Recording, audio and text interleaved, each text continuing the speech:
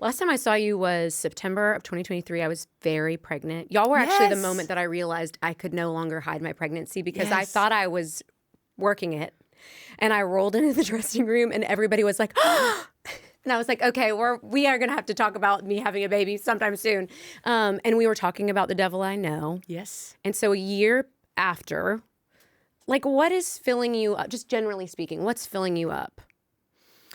We're in a spot as a band and an organization, but mostly as a band, that I have never gotten to experience at this level, where morale is at its highest, quality of life is at its highest, in that we are in two buses where everybody gets to sleep comfortably, and we're not all piled on top of each other. Mm-hmm. And musically, we're in a place that is so, I hate to use the word safe again, but trustworthy. And we built the Devil I Know show. We knew we wanted to design a show that was perfect for theaters, because that's mostly where we are. And that means there are certain elements that we want to make sure are there. So we took out a lot of the talking elements, and let's replace that with more musical transitions and see how that works. And we did it all year. And then we started tinkering here and tinkering there. And the guys said, okay, we did it. The thing that we set out to do, we did it. We wanted to do a very tailored, put together show, nailed it. Let's not keep going that direction. Great. You know what we miss? Bar Ashley. We miss being a bar band. So is there a happy mix? Is that about there being a little controlled mess? Or is that about a rowdy factor? It's about making music, because when you're going to watch not just live, executing it. Right. And precision is really important. And we've shown that we can do that well, and it's important to us. But then also having that spontaneity when it's different every night, and there's no choreography planned. You do not have to play the same guitar solo every night. That is not what I'm here to do. And now we've freed ourselves even more. And my guys looked at me, Matt Helmkamp, lead guitar, looked at me and said, wherever you go, we will meet you. Don't forget, we've got you. And we did a fan club party recently where I just did a bar show. And I went up and played for like 45 minutes, just me and a guitar. Then the guys and I got up and we did like Van Morrison and Lady Gaga and all that stuff. And we got done, and the guys said, that woman that we just saw on stage, that's whose band I wanted to be in. That's right. So let's take what we've mastered now, in this past year, and mix that with the woman whose band we were so excited to be in. And I don't know what that show is going to look like, but we're building it. If you look back over the last 12 months, what was the biggest lesson? Or what are you learning about yourself? There has been something missing. When you're doing, 100, 200 days a year, the shows were going great, but something from me was missing. And in the conversation with the guys, we miss Bar Ashley. I was like, I miss her. Mm-hmm. And when I popped on the scene, there were no options that looked or sounded the way I did. There's nothing wrong with being blonde, and there's nothing wrong with the vocals that were available at the time. But when I came in, being who I am wasn't an option. You cannot be on country radio and be, short and squatty, all butt, no body, covered in tattoos, brunette, and who likes to sing bluegrass, but also rock, but also bone country. So it wasn't an option. And so I was like, okay. I knew that I was going to have to give a little bit here and there. That dressing up would have to mean dressing up, right? So we're going to file an edge here just a little bit, and just file an edge here just a little bit to make it viable enough for country radio while still being who I am. And that's what I learned this year I was like, too many edges. That's too many edges filed. I'm mad as hell. I'm so angry. Ooh. I gave up just a little bit too much of myself. Just a little too much. And a little too much is all the way too much. Mm-hmm. I never know where too much is until I've crossed it. Right. We only know our limits as we've so frequently been past them. Mm-hmm. So I think that was the biggest lesson this year was, number one, recognizing that's too many. That's too many edges to lose. And two, it's right there. She's right there. All you did was polish her. It's okay. So what does that mean practically speaking? In the middle of the show, I can do whatever I want. We are one of those crazy bands that doesn't use tracks. We use real instruments, and they're plugged into real amplifiers. And if I want to play this song in the style of a reggae song, then we will. And also, thanks to You're Winona, welcome. I know that you can call any Audible. She'll throw you for a loop. A song that you don't plan on singing, she'll be like, get on stage and go sing this song. And you're like, okay. I told my guys, I'm a cakewalk. So that time is over. If you want bar-style entertainment back, you've got it. Because I can turn I Want You Back by the Jackson 5 into 9 to 5, and I can turn that into Big Black Horse and a Cherry Tree, and I can turn that into Black Velvet, and we don't even have to take a breath. Yeah. Watch me. I think that's what that means practically, is just to let those edges grow back, because we've proven that here we are, and we are inside mainstream, which is where we had to file off to be. But we did not lose our grit. She's right there. And now it's time to remind ourselves and everyone else that it's still fully in place. This is personal. I'm going to use myself as the example, and we can go wherever you want. I will say, in what I'm learning about my own relationship with alcohol specifically, that there's a lie that I believe, and I believe it. Yeah. I've clocked it, so I can see it, but I still believe that I'm more fun, more interesting, and more confident. Oh, yeah. With a drink in my hand. Yeah. So is there a way where it feels like hard to find bar Ashley without booze, or have you moved past that? I worried that it would be, because you are funnier, you dance better, you sing better. You're just too dumb to realize that you're worse.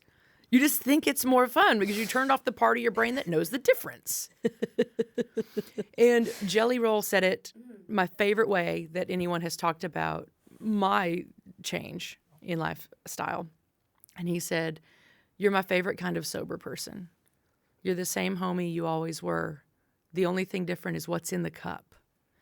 And it took me a while to realize that that very thing, that I still say stupid stuff. I still am dancing when I walk in the room. I can just have anxiety about it now instead of having anxiety about it tomorrow. And the truth is, same anxiety. Yes. Just when is it? Same anxiety, just more in real time.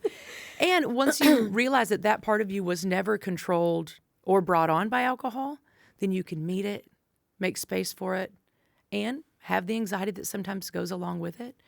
I mean, during the awards, Leather wins Album of the Year, and I did big arms and said, yes, and bent over like I'm in the movie Gladiator. I'm in a velvet strapless gown. Darling, please control your body parts. I was like, yes, and that's okay. Yeah. That's okay. Ain't Enough Cowboy Songs. Darn tootin'. Hey. So John Osborne, I would assume pretty safe. Yeah. Also wildly willing to take a risk. Yes. That's a pretty fun combo. Yeah. Like, try things.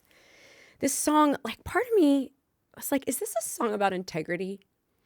Some of the early social media comments, which for all listeners and for you, always stay out of the comment section.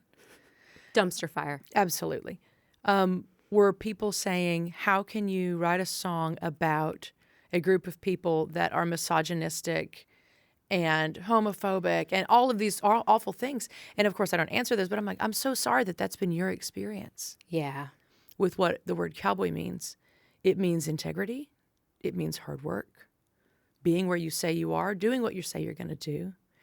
Going the extra mile when someone needs you to carry that little bit of slack for them. Standing up for them or standing simply with them. Mm-hmm. Even if it makes you look like an idiot for a minute, because you'll address that with them in a minute. You can say, you made me look stupid. Yeah. But I had your back. That's a cowboy way of living. Mm-hmm. There isn't a substitute for hard work. Sorry, folks. Shortcuts, the outcome of shortcuts is short. Yeah. And so thank you for listening to Ain't Enough Cowboy Songs and realizing that it's us. That was the phrase we could use to describe what was hurting that day. We sat down, the three of us, me, Chris Harris, Patrick Savage, and you can tell that something's bothering each of us. And you know how that is. You walk in and you see a coworker and you go, I know something's hurting, but I can't tell what it is. Mm-hmm. So we were just going to write whatever we write that day. You know how it is writing on the road. You're like, we do or we don't. And when Chris says the phrase, man, there ain't enough cowboy songs, we're like, okay. Because the horse I rode in on got put out to pasture. Mm-hmm.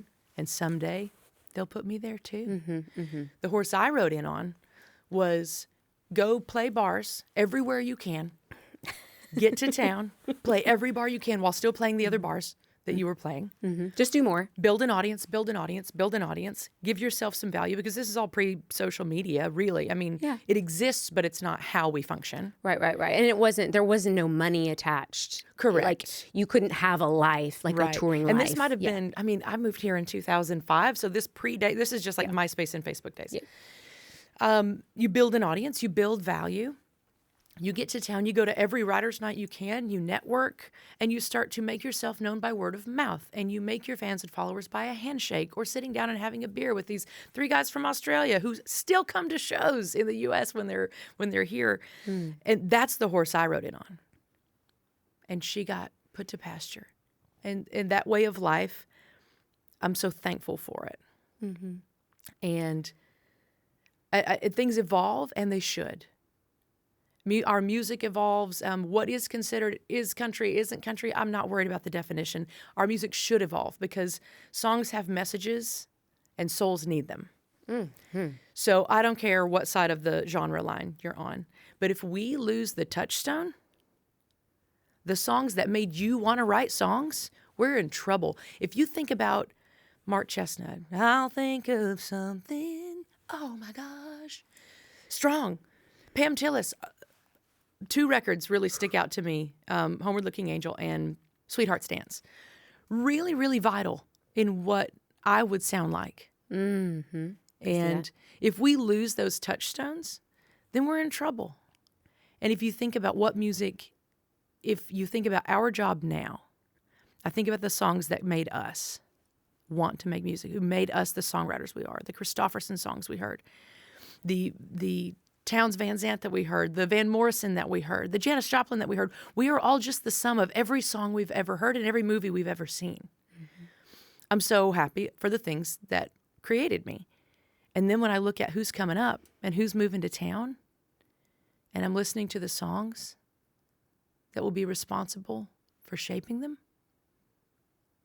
I'm not saying they're bad songs. I'm saying they're farther away from their own touchstone. Yeah.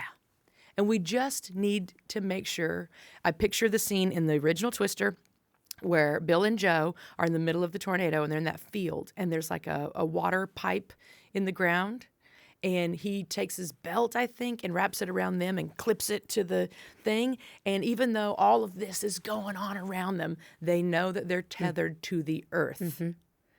And I'm not saying anybody should change what they're doing. I don't want anybody to change what they're doing.